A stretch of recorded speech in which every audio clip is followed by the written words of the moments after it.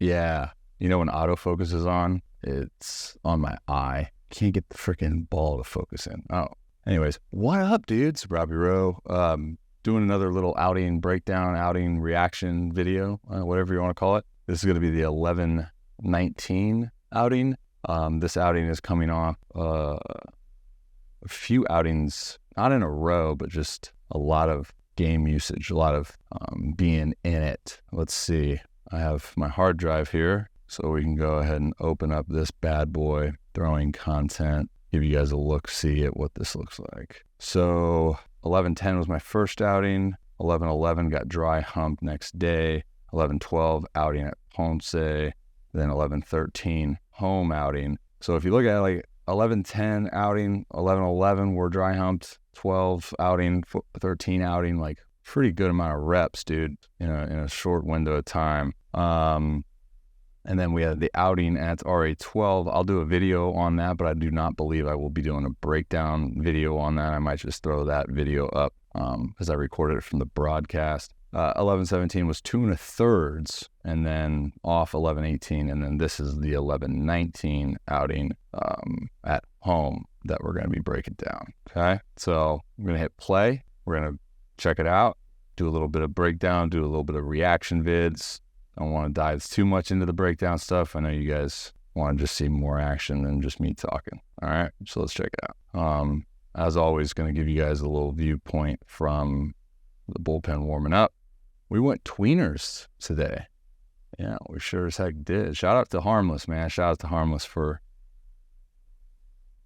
There we go. Shout out to Harmless for getting the video. Oh, he's ready. Man, we got... This was a quick one. Now I remember. This was like a quick, like, hey, get going type thing. So I got a few warm-up pitches. That was the first pitch. I came in, I think it was second and third. No, it was probably like first and second.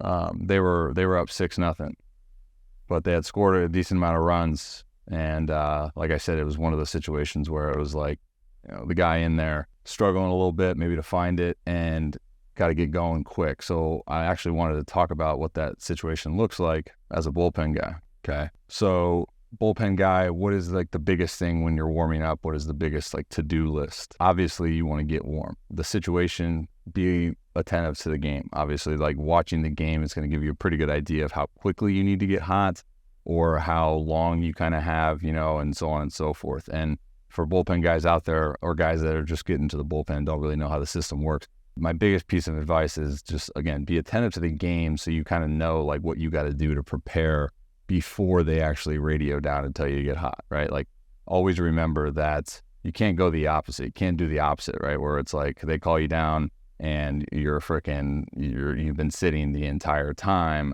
and then you go up to the mound and you don't feel good. Like you can't get that warmness back, right? But you can always be somewhat warm, somewhat loose, you know, up until the point in which you're called. And if you never get called on, like, that's just the nature of the beast, right? Like, not easy being a bullpen guy, probably for that reason, but don't sacrifice a potential, you know, good outing or good opportunity to have an outing because you're like, I'm not going to pitch today. Like, you just never know, right? So, like, those are the things to be attentive to as a bullpen guy.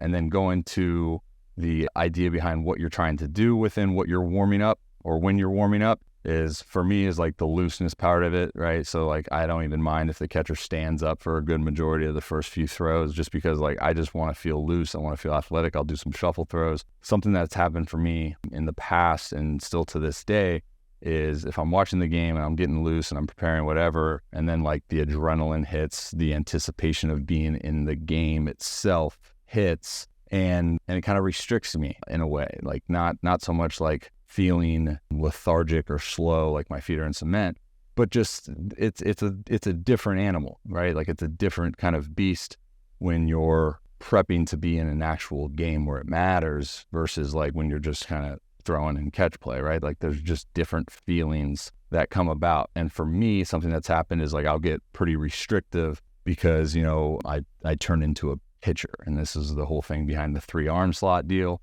that I really enjoy about it, is that I feel like a thrower, and that's huge for me. So the first few throws catcher stands up, like I want to field a funnel, like I want to do things with my arms, like I want to cross them, do this, whatever. Like I'll throw secondary pitches with the catcher standing up, don't matter. Then getting into the actual bullpen structure, knowing that by watching the game, is it going to be, I have this allotted time, right, where they call down after like the previous inning, the last out recorded, and they call down, they said, Rowland's got next. Like that's going to be a different kind of scenario than in the middle of an inning, guys struggling, call down, hot, go. You know what I'm saying? So those kind of two scenarios are going to be a little bit different in how I approach it. But this particular outing was a scenario in which it was middle of the inning, previous pitcher struggling a little bit, and it was like, let's go. We got to get rolling going. And something I pride myself on is the ability to get hot quick and, you know, still perform. So for me, it's more so about getting the glove side fastball down from all three slots, obviously, and not getting too mental within like, oh, frick, I didn't throw this pitch, you know, especially with the three slots. It's like, I didn't throw this in this slot. Like, oh, frick, I'm not going to have a feel for it. I basically take glove side fastball, the extension side fastball. The mechanics of that throw, doesn't matter what slot it is, the mechanics of that particular throw are going to be pretty dang locked in, right? And something that I found out is if you have that glove side heater down, there's, you know, everything else is going to play off of that, in my opinion. So if you get that extension down, like this pitch right here is a little bit yanked, right? Obviously with three slots, trying to find that balance, find that fine line. But then I'll go, if I'm struggling a little bit with that glove side, I'll go right to a cutter, you know, just to feel that extension. There's some pitches here missing. So obviously this isn't in unison of how it actually occurred, but what I get 8 warm-up pitches. And it was, for me, it was more so just like, all right, like, let's get to it, because I'm going in to face one guy with 2 outs and, you know, first pitch executed a fastball elevated, and that's a good hitter. The previous outing I had against those guys, he got me for a little Johnny, little lean you up the middle. So that's kind of how I approach the bullpen, right? Like, obviously, some guys are going to be a little bit different. Some guys actually do a little bit more, you know, dynamic warming up as opposed to throwing. I think throwing for me is my dynamic warm up. So if there's crunch time, you know, like I'll gravitate to more throwing than I will more, you know, static stretching or bands or, you know, axio. But again, throughout the entire game, once that particular inning hits where you're like, oh man, I could come in, like that's when you get up, start moving around, dude. Doesn't hurt to do that. And I can't sit still anyway. So yeah. Any questions on those types of scenarios, hit me up, therobbyroshow.com/ask. I'll include that link in the description as well. So these outings have always been tough for me where, you know, I like the middle relief kind of bridge bullpen role. These outings where I come in and put out a fire and then sit and then go back out have been somewhat kind of tough for me in my career, just because you're going out there and there's this big shot of adrenaline, and then you sit, and then you go out there and you gotta refine that like adrenaline. And then there's the idea too, where you're kind of sitting there thinking like, man, I might have to mop up a few innings, just thinking, you know, mindset long term, too big of a picture, instead of just focusing on like, all right, I'm gonna just execute every single pitch. That's something that I personally have struggled with in years past, where I start thinking like in that sit down period in which we're hitting, and I'm in the dugout, I'll think like, man, do they need me for like 2 innings, 3 innings? Like, is there something I got to reserve? I'm an idiot. Don't do that. Don't be like me. Just always just be attentive to like, just execute a pitch. Just execute the pitch. Execute the pitch. Didn't execute that pitch? Just execute the next pitch. I found that thinking that way and being attentive to pitch is so better. So much better. So let's go ahead and play this. Yes, he did. There's that sweeper I've been trying to get. I won't break that down, but going over the top. What do you guys know on those tweeners? I wanted that up, pat the chest, back to a little freaking sweeper curve Johnson thing. Back to the slider. Those pitches really frustrate me, dude, because I try to force the location of that pitch as opposed to just being just like, whatever, like, let's go. He's obviously not seeing that spin based on those first 2 pitches, you know? So it's like, you don't need to be fine, dude. Just Just throw it. This is a really freaking good at bat, by the way. Watch this at bat. And that's a terrible call, but I appreciate it. Fastball up, fouls it off. Changeup, fouls it off. Cutter, fouls it off. And he's on top of the dish, dude. Little subby freaking cheddar cheese, fouls it off. Go Volpe here, fouls it off. That's another Volpe, little drop down there.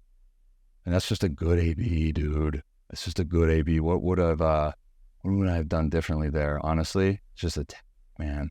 Because I got to the point, you can see it there, where I threw, I think, 2 or 3 balls in a row where I was just like, all right, don't hit this.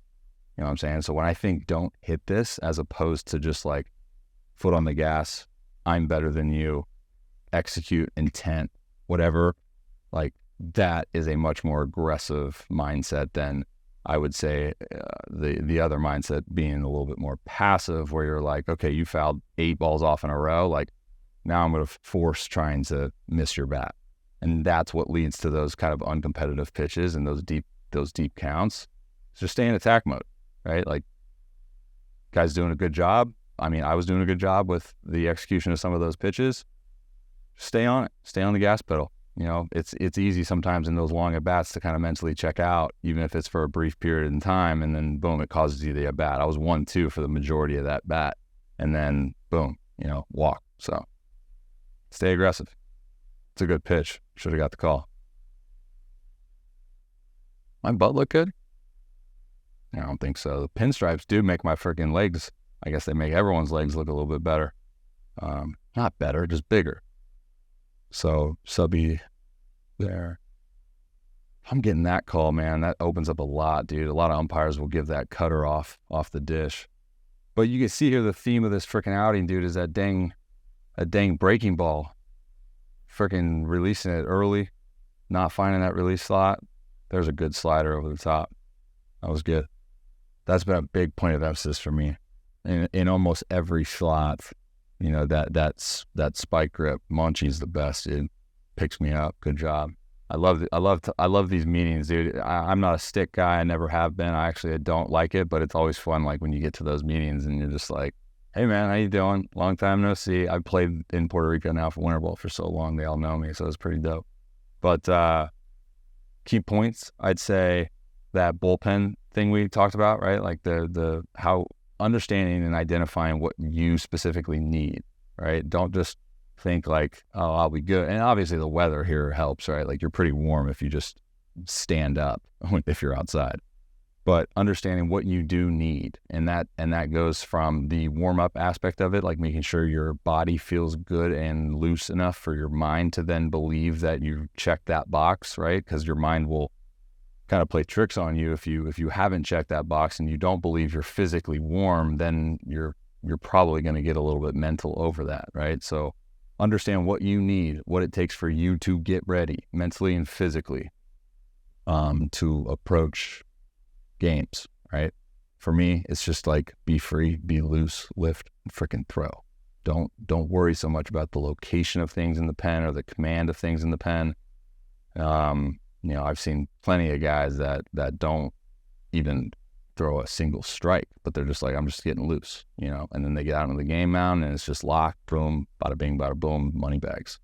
So understand what you specifically need, and that's the trial and error process. Obviously, you got to be super attentive to as you progress in your career, and it's something that you can control. So it's your responsibility to control that, meaning find a routine that you know you can revert to, but also adapt to, right? Don't be a slave to that routine, because again, it'll kind of mess you up mentally if you don't check some of those boxes that are in that within that routine. You know what I'm saying?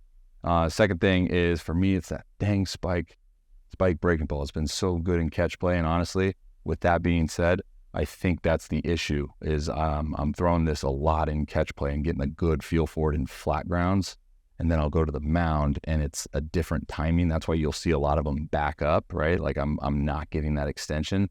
Flat ground, front foot's going to anchor before it's going to anchor when you're on a slope. And I think that's going to be the thing that's causing a lot of my mound reps with this spike grip popping out. and you can click this Johnny here in the top right or top left, wherever it goes on YouTube, to check out that spike nail hack grip thing that I did the other day. I did a video on my simple hack to modify your nail if you're a guy that throws a spike curveball. So be sure to check that video out. So moving forward, I am going to increase the repetitions on a slope when it comes to that particular grip and that particular pitch. Not just like the 3/4 one, the sweeper one, but dang the subby one. And then it's the same grip I use for the over-the-top curveball. I'm recording this as of December 2nd.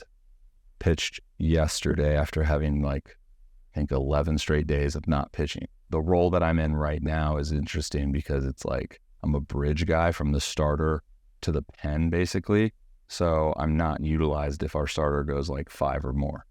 So when we're doing well, or the starter's doing well, it's tricky to navigate that. But I'll do another breakdown here in a few days. Still working on those vlogs for you guys too. That's going to be an absolute beast to freaking edit. So if you are a vlog editor, or if you want to edit some vlogs that are baseball related, hit me up, therobbyroshow.com/ask. You can use that link too in the description to click that. And what else do we got? Podcast season 9. We're back. We've resumed season 9. Holy smokes. I did the first episode in the saw blanket on the ground back here. That was dope. I'll link that in the description as well. And we're going to be doing some more episodes as we move forward with some of the guys on the team. Solo episodes. I want to actually take a lot of the outings that I'm having and literally just either after the game or the next morning, just kind of throw this mic on and just talk, because I think it will be super beneficial for me, and then obviously for you guys to kind of learn from my experiences. And that's the whole foundation of this entire brand, dude, is take my experiences, or allow my experiences to better equip you for your journey in this beautiful freaking game that we call baseball. Last thing, shout out Caio for freaking hooking it up with the Brazilian soccer jersey that's a little tight on the freaking biceps, dude. I love this. I've never worn a soccer jersey before, but I kind of want to wear these more now because of the way this fits. And I think it brings out the color in my eyes. Thank you, man. I appreciate you, dude. Hope all is well. Much love. Blessings to you and your family. And I'm going to wear this to the field, probably get a bunch of compliments. All right, guys, until next time,